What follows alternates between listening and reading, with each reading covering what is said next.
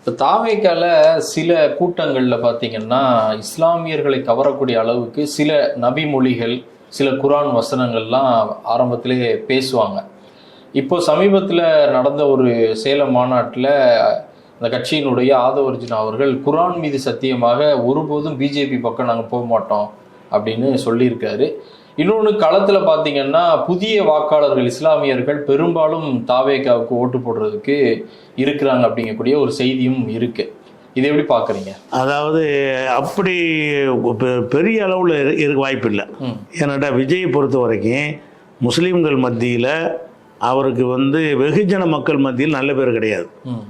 அவர் எப்படின்னா இந்த அர்ஜுன் ஒரு நடிகர் இருந்தார்ல, நம்மளை தீவிரவாதியாக காட்டுறது மட்டும்தான் அவருடைய எல்லா சினிமாக்களும் அப்படி தான் இருக்கும். அதே மாதிரியான வேலையை செஞ்சதில் இவர் முக்கியமான இடத்தை வகிக்கிறார் விஜய். இவருக்கு எதிராக பல போராட்டங்கள் இஸ்லாமிய இயக்கங்கள்லாம் முந்தைய நடத்தியிருக்கிறாங்க. துப்பாக்கியில் இருந்து, பீஸ்ட்ங்கிற படத்தில் இருந்து, அம்புட்டு பிறகு ஸ்லீப்பர் செல்லுன்னு காட்டினார்.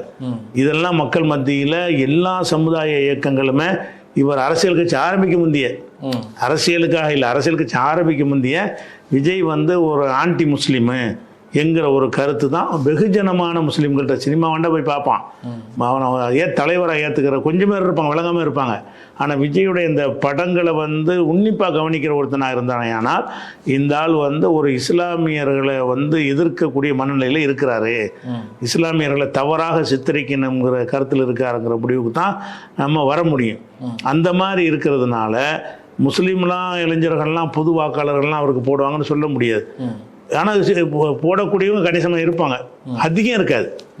ஒரு 25-30% முஸ்லீமுடைய ஓட்டு வேண்டாம் கிடைக்கும். எல்லா முஸ்லீமும் அப்படி இளைஞர்கள்லாம் இருப்பாங்களான்னு கேட்டால் இவரை பற்றி நினைக்கிற அளவுக்கு இல்லை. அந்த மாதிரி எல்லாம், ஏன்னா இவருக்கு ஒரு கெட்ட பேர் தான் முஸ்லீம் மத்தியில். மத ரீதியாக பார்த்தோம்னா இவர் நல்லவர் கிடையாது. அப்புறம் விஜயகாந்த் மாதிரி தான், விஜயகாந்த் இப்படி தான் நம்மளை தீவிரவாதியாக தானே காட்டுவார். விஜயகாந்தாக இருந்தாலும் சரி, இந்த அர்ஜுனா இருந்தாலும் சரி, எல்லாருமே அந்த ரஜினிகாந்தை தவிர சமகாலத்தில் எல்லாருமே நம்மளை தீவிரவாதியாக காட்டினாளுக்கு தான்.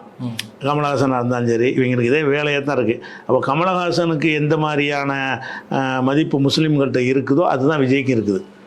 அவர் விஸ்வரூபமாக இருந்தாலும் சரி, இப்போ இன்னொருத்தனை வச்சு எடுத்தார்ல ஒரு படம், சிவகார்த்திகேயனை வச்சு அவர் தயாரித்தார்ல, அமரன் ஒன்று எடுத்தார்ல, எல்லாமே நம்மளை இஸ்லாமியர்கள். அது திமுகவுடைய ரெட் ஜெயின் தான் தயாரிச்சு. அவங்க வெளியிடணும், அது வியாபாரிகள் திமுக தான் செஞ்சாங்கன்னா அவங்க தயாரிப்பு கமல் வெளியிட்டிருக்காங்க. வெளியே அவங்க எந்த படத்தை வேணாலும் வாங்கி டிஸ்ட்ரிபியூட்டர் தானே.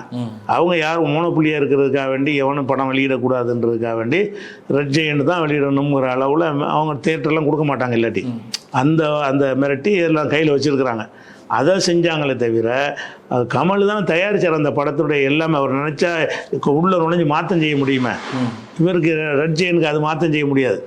நீ எனக்கு விற்பனை உரிமை கொடுங்கிறது மட்டும்தான் அவருக்கு இவங்களுக்கு உள்ள ஒரு உறவு. கமலுக்கு படத்தை மாற்ற முடியும், படத்தை திருத்த முடியும். அவர் தான் பணம் போட்டவர். பட் அதே கமல் தான் இன்னைக்கு திமுக கூட்டணியில் இருக்கிறாருங்கும் போது அதை முஸ்லீம் தலைவர்கள் அப்படி பார்க்க மாட்டாங்க. அது கமலுன்னு அவர் போட்டிட்டாருன்னா அவருக்கு மட்டும் தனி பார்வை எடுப்பாங்களே தவிர கூட்டணியில் பலதரப்பட்டவங்க இருப்பாங்கன்றது எல்லாருக்கும் விளங்கி வச்சுருக்கிறாங்க. கூட்டணியில் இருக்கிற எல்லாருமே ஒரே நிலையில் இருக்க மாட்டாங்க. நம்ம அதை பார்க்க வேணாங்கிறது தான் பெரும்பாலும் மக்களுடைய இதாக இருக்கும். அதனால் இப்போ கமல் ஏன் சோபிக்க முடியலை, முஸ்லீம்கள்லாம் பெருசாக ஏன் ஆதரவு கொடுக்கல, அவரையும் இந்த ஒரு சீட்டுக்காக வேண்டி, ஒரு எம்பி சீட்டுக்காக வேண்டி ஒட்டுமொத்த கட்சியும் கொண்டு கொடுத்தாருன்னா அவருக்கு சப்போர்ட் இல்லாதனால தான். அந்த நிலையில் தான் முஸ்லீம்கள் மத்தியில் விஜய்க்கு இருக்குது. விஜய்க்கு நீங்கள் சொல்கிற அளவுக்குலாம் ஆதரவு கிடையாது பெரிய அளவில். ஆனால் இவங்க திமுகவுடைய நமக்கு எதிரான நடவடிக்கை செஞ்சாங்கன்னா மாற வாய்ப்பு இருக்குது. இவங்களை விட்டு அவங்க பரவாயில்லைன்ட்டு இன்றைக்கி உள்ள நிலையில் அப்படி முஸ்லீம் ஓட்டை பெருசாவெல்லாம் கவர முடியாது அவருக்கு. ஆனால் இன்னொன்று, இப்போ நீங்கள் சொல்கிறீங்க சினிமாவில் முஸ்லீம்களை தீவிரவாதியாக காமிச்சார் அப்படின்னு. ஆனால் நான் சொன்னது மாதிரி அவருடைய கூட்டங்களில் முகமது நபியுடைய பொன்மொழிகளை பேசுகிறாங்க, குரானுடைய சில வசனங்கள் பேசுகிறாங்க. அதுவும் சொல்லிதான் குரானை கொண்டு சத்தியம் பண்ணாருங்கிறீல்ல. முதல் விஷயம், ஆதவ அர்ஜுனாவுக்கு அந்த கட்சியில் முடிவெடுக்கிற அதிகாரம் இருக்கா? இல்லை. அதை விஜய் சொல்லணும். பிஜேபியோட கூட்டணி வைக்க மாட்டேன்னு சொல்லுவதற்குரிய அளவுக்கு பவர் பெற்றவர் கிடையாது இவர். இவருக்கு ஆதவ அர்ஜுனாவாக இருக்கட்டும், அந்த கட்சியில் உள்ள யாராக இருந்தாலும் இருக்கட்டும், அதை சொல்வதாக இருந்தால் விஜய் அவர் சொல்கிறது மட்டும்தான் அந்த கட்சியுடைய கருத்து. வேறு எவர் சொன்னாலும் அந்த கட்சியுடைய கருத்து கிடையாது. அப்போ இவர் அதை சொல்லவே முடியாது. மக்களை ஏமாத்திருக்கனதே சொல்லிக்கிறங்கன்னு அவர் அனுமதி கொடுத்துருக்கிறார்.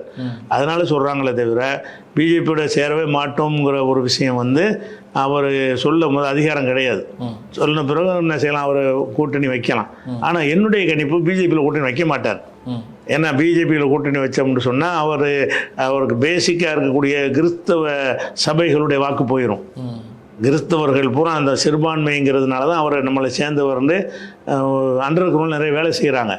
அவங்க இதை ஒத்துக்கிற மாட்டாங்க, இவர் பிஜேபிக்கு போவதை. அவங்க தான் அடித்தளம் அவருக்கு, அதை இழந்துட மாட்டார். அதனால் பிஜேபிக்கு போக மாட்டாருங்கிறதுல மாற்றுக்கிறது கிடையாது. இவர் சத்தியம் பண்ணணும்னு தேவையில்லை. ஆனால் அந்த இஸ்லாமிய இதுகள்லாம் பண்ணுறாங்கன்னு சொல்கிறீங்கல்ல, இது வந்து ஆரம்ப காலத்தில் திமுக கடைப்பிடிச்ச ஒரு வழிமுறை தான். திமுக துவக்க காலத்தில் ஆரம்பிக்கும் பொழுது திமுகங்கிறது ஒன்று ஒரு முஸ்லீம் மக்கள்கிட்ட கொண்டு போகிறதா இருந்தால் என்ன செய்யணும்னு கேட்டால், மீலாது விழாவெல்லாம் திமுக தான் கொண்டாடுவாங்க. அந்த காலத்தில் வந்து நம்ம கொண்டாட மாட்டோம், திமுக தான் மீலாது விழாவை கொண்டாடுவாங்க. எல்லா மேடைகள்லையும் செய்வார், அண்ணாவிலேருந்து எல்லாருமே பேசுவாங்க, கலைஞர்லேருந்து. இப்போலாம் எந்த மீலாதுலையும் அவங்களெல்லாம் பார்க்க முடியாது. அன்னைக்கு வந்து முஸ்லீம்கள்கிட்ட வந்து நாங்கள் உங்கள் பக்கம் நிற்கிறோன்னு காட்டுவதற்கு கொஞ்சம் இஸ்லாமிய கலரை கொஞ்சம் பூசிக்கிடுவாங்க. அதனால வந்து அந்த அந்த அந்த வரலாறை படிச்சுட்டு என்ன செய்கிறாங்கன்னா, இதே மாதிரி குரான் அது என்ன சிலது பேசுவோம், அதன் மூலமாக வந்து நமக்கு முஸ்லீம்கள் ஆதரவு, முஸ்லீம்கள் மத்தியில் போய் சென்றடையலாம்னு நினைக்கிறாங்க. அது சில பேர் இருக்கலாம், குரான்லாம் பேசுகிறாரு, இந்த நோன்பு திறக்கிற நிகழ்ச்சி நடத்தினார்ல, அதெல்லாம் வந்து ஒரு மக்களை ஜெயிக்கலாம்னு நினச்சி செய்கிறாங்க. ஒரு சின்ன ஒரு மக்கள்கிட்ட அது மாற்றம் ஏற்படும். அதிகமான மக்கள் அது வெறுக்கத்தான் செஞ்சாங்க. அவர் நடத்தின அந்த இஃப்தாருங்கிறத அதிகமான நோம்பாளிகளுக்கெல்லாம் இல்லை, கூப்பிட்டாளுக்கெல்லாம் உள்ள விடலை அப்படின்னு முஸ்லீம்கள் வெறுத்து போனவங்களும் இருக்கிறாங்க. உங்களுடைய நேரத்தையும் கருத்துக்கள்